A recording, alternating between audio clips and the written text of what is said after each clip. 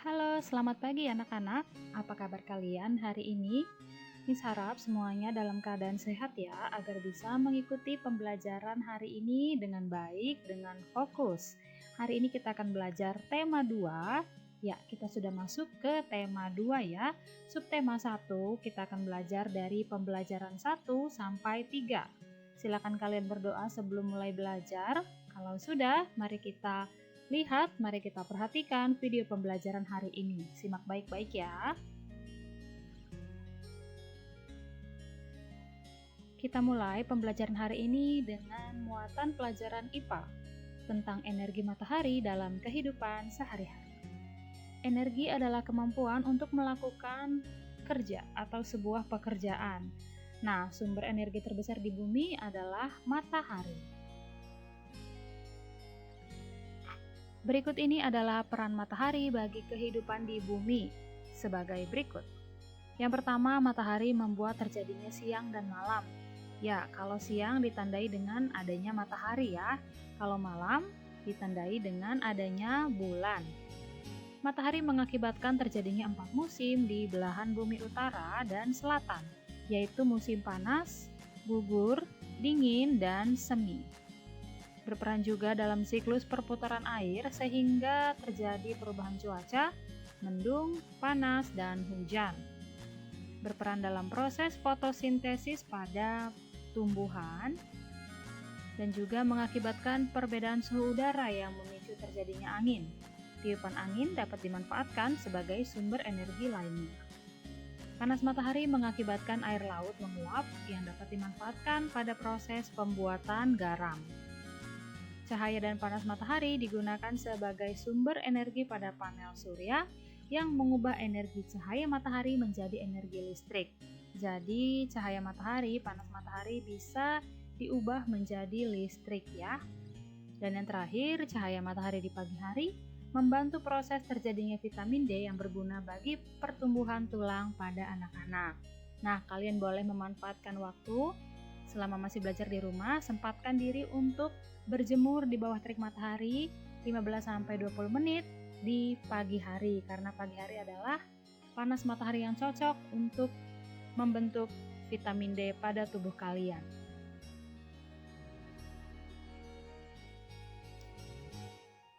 Oke, tadi kita sudah bahas ya tentang energi matahari yang dapat memunculkan energi lain, yaitu energi angin. Nah, berikut ini adalah energi angin dalam kehidupan sehari-hari. Angin termasuk sumber energi yang dapat diperbarui, karena angin selalu tersedia dan tidak akan habis digunakan. Energi angin adalah pemanfaatan angin sebagai sumber energi. Sistem energi angin adalah perubahan energi kinetik atau pergerakan dari angin menjadi energi mekanik atau listrik yang bisa dimanfaatkan dalam kehidupan manusia. Pada pembangkit listrik tenaga angin terjadi perubahan energi dari energi gerak menjadi energi listrik.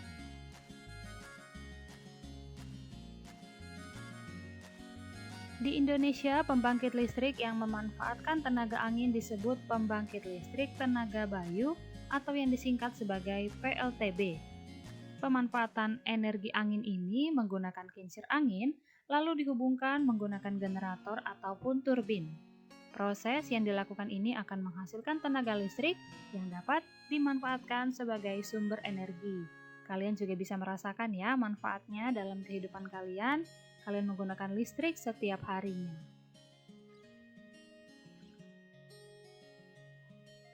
Apa saja manfaat energi angin yang kita rasakan dalam kehidupan kita sehari-hari?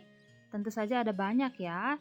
Contohnya, sebagai sumber pembangkit listrik, penggerak kapal layar, olahraga angin dan udara seperti terjun payung, para layang, paragliding, gantole, dan lain sebagainya.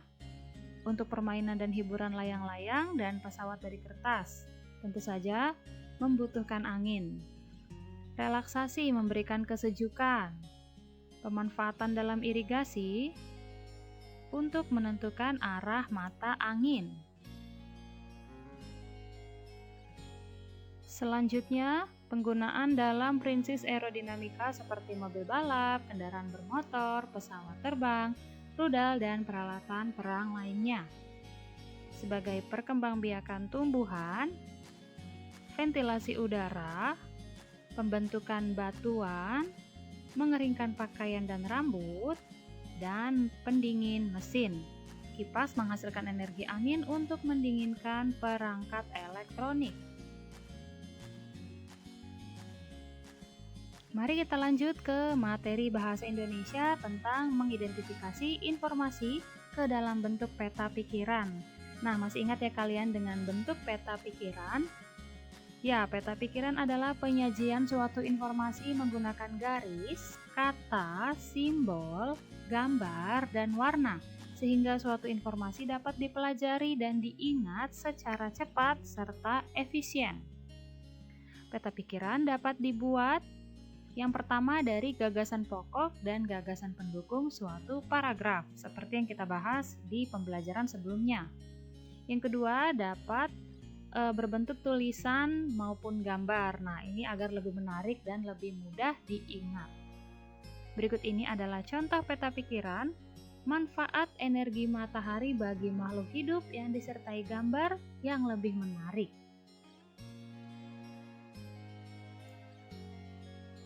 Oke, ini dia contohnya. Di tengah-tengah itu adalah matahari ya, energi matahari. Dan gambar-gambar yang mengelilinginya itu adalah manfaat yang bisa kita rasakan dari energi matahari.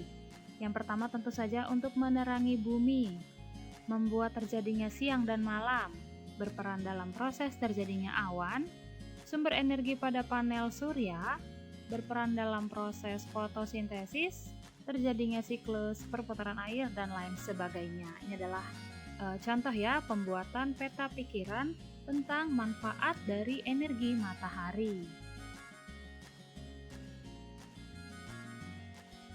Menyajikan laporan hasil pengamatan dengan kosakata baku dan kalimat efektif. Tentu saja ya, karena kita sedang belajar bahasa Indonesia, jadi kita harus pakai kosakata baku dan kalimat efektif. Acuannya adalah dari KBBI atau Kamus Besar Bahasa Indonesia. Berikut ini contohnya. Ya, ini adalah contoh kata-kata baku yang berhubungan dengan energi angin. Di sebelah kiri dan di sebelah kanan ini sudah buatkan daftarnya. Diperbarui, diperbaharui. Teknologi, teknologi. Modern, modern. Sistem, sistem. Manakah di antara diperbarui dan diperbaharui yang merupakan kata baku? Ya, diperbarui ya, bukan diperbaharui. Jadi kita harus pakai yang diperbarui, tidak pakai H. Selanjutnya teknologi dan teknologi. Ya, yang pakai K ya, tidak perlu pakai H. Jadi kita harus pakai bakunya teknologi. Modern dan modern. Ya, yang ini ya. Yang ini salah. Sistem dan sistem. Pakai E ya, bukan pakai I.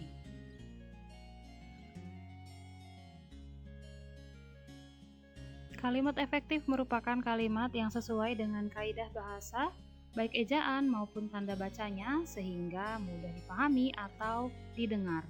Contohnya, yang A, angin sangat menyenangkan bagi anak-anak. Angin termasuk sumber energi yang dapat diperbarui. Kincir angin sederhana dapat dibuat dari kertas atau plastik. Dan yang terakhir, kincir angin yang sebenarnya bisa digunakan untuk menggerakkan alat penumbuk padi atau gandum.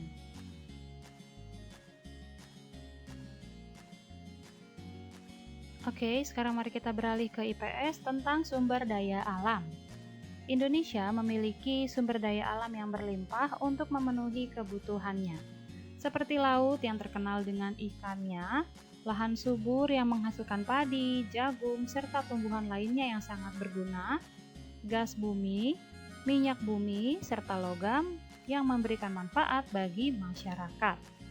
Sumber daya alam terbagi menjadi dua, yaitu sumber daya alam yang dapat diperbarui dan sumber daya alam yang tidak dapat diperbarui.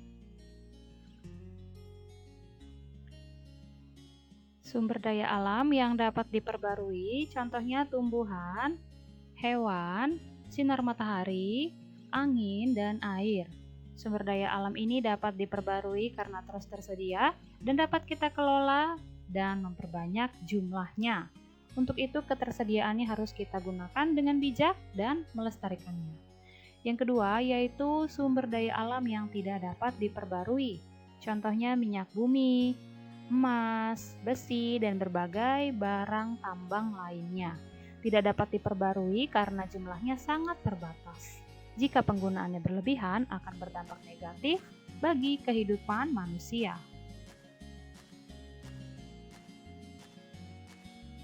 Nah, sekarang mari kita belajar SPDP tentang tinggi rendahnya nada. Perhatikan lirik lagu Menanam Jagung berikut ini. Sudah lihat kalian? Di situ ada judulnya, ada penciptanya, ada ketukannya, ada liriknya, dan ada notasi angkanya. Nada merupakan tinggi rendahnya bunyi atau bunyi yang beraturan. Singkatnya, nada adalah bunyi yang beraturan. Dalam nada terdapat nada tinggi dan nada rendah yang ditentukan oleh frekuensi bunyi. Urutan tinggi rendahnya nada disebut susunan nada atau tangga nada. Terdapat 7 nada yang menyusun tangga nada dari nada rendah ke nada tinggi. Dalam notasi musik, nada yang ditulis dengan angka disebut notasi angka. Perhatikan urutan tinggi rendah nada berikut ini. Lihat ya, di situ ada susunan nada rendah, sedang, dan tinggi. Dalam membaca notasi angka, perhatikan petunjuk berikut. Yang pertama, tanda titik di bawah menandakan nada rendah. Ini ya. Yang kedua, tanda titik di atas, yang ini, menandakan nada tinggi. Dan tanpa tanda titik di bawah dan di atas menandakan nada sedang. Nah, yang ini ya, tidak ada titik di atas maupun di bawah. Lagu Menanam Jagung yang tadi, temponya sedang dan riang. Dan lagu ini berbirama 4/4, artinya dalam satu birama terdapat 4 ketukan. Nah, satu ketukannya itu bernilai 1/4.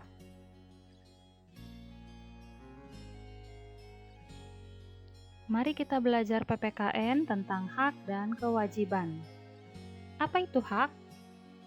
Ya, hak adalah segala sesuatu yang didapatkan oleh manusia sejak dalam kandungan.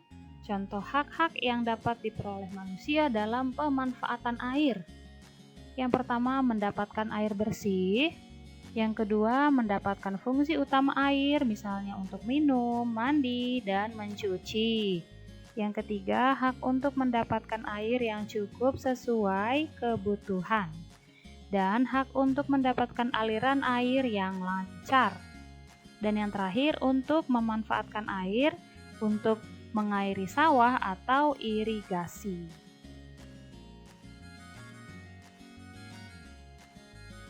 Contoh hak kita dalam kehidupan masyarakat lainnya selain pemanfaatan air yang tadi, antara lain hak untuk mendapatkan pendidikan yang layak, untuk mendapatkan jaminan kesehatan yang memadai, mendapatkan kesempatan yang sama untuk tumbuh dan berkembang, mendapatkan perlindungan dari negara, dan mendapatkan pengakuan kewarganegaraan.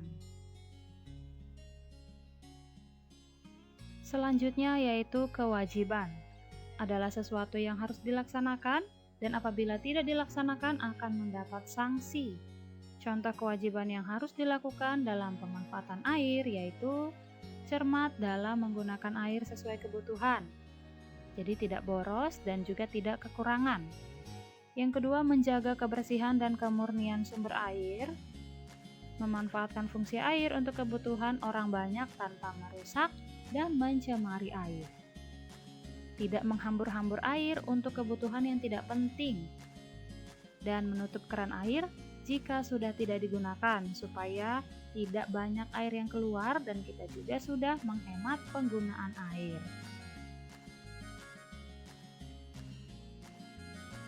Contoh kewajiban lainnya dalam kehidupan masyarakat selain tentang penggunaan air yaitu menaati segala peraturan di lingkungan masyarakat, menjaga kebersihan, dan membayar pajak.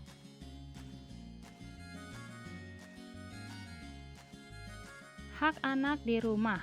Ya, ini adalah lingkungan yang lebih sederhana lagi ya, lebih sempit lagi. Kalau tadi hak di lingkungan masyarakat, sekarang di rumah.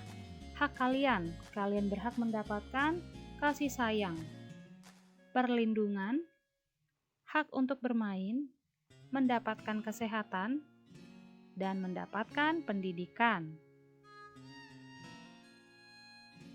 Kalian juga berkewajiban untuk belajar dan membantu orang tua. Dalam hal ini apapun ya, misalnya orang tua meminta tolong kalian untuk merapikan kamar kalian sendiri. Nah, kalian wajib merapikan kamar. Misalnya juga membantu orang tua membersihkan rumah atau memasak. Nah, kalian wajib ya membantu orang tua kalian. Hak anak di sekolah yaitu ya, meskipun sekarang masih pembelajaran online, kalian belum boleh atau belum bisa ke sekolah, tapi ini adalah hak anak-anak yang bisa kalian dapatkan di sekolah, yaitu mendapatkan pendidikan. Meskipun masih pembelajaran online atau daring, tetapi kalian masih ya mendapatkan pendidikan. Yang kedua, mendapatkan kasih sayang, mendapatkan perlindungan. Kewajiban anak di sekolah atau kewajiban anak selama pembelajaran daring ini yaitu mematuhi tata tertib sekolah, menghormati guru dan mematuhi bimbingan dari guru, serta menjaga kebersihan sekolah. Ya, menjaga kebersihan ini bisa kalian terapkan di mana saja ya, di rumah, di sekolah, atau dimanapun kalian berada. Kita sudah belajar tentang hak dan kewajiban.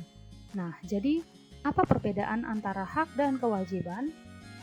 Hak itu sesuatu yang dimiliki setiap orang, harus dimiliki, harus didapatkan.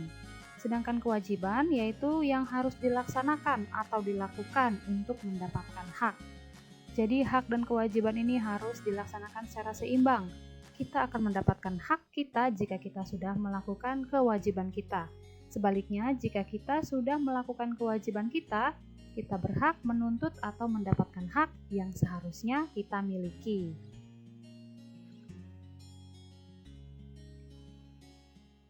Oke, itu tadi materi pembelajaran kita hari ini. Semoga kalian dapat mengerti, paham dengan baik. Terima kasih atas perhatian kalian. Tetap jaga kesehatan ya selama belajar dari rumah. Kita akan bertemu di pembelajaran selanjutnya. Terima kasih. Bye-bye.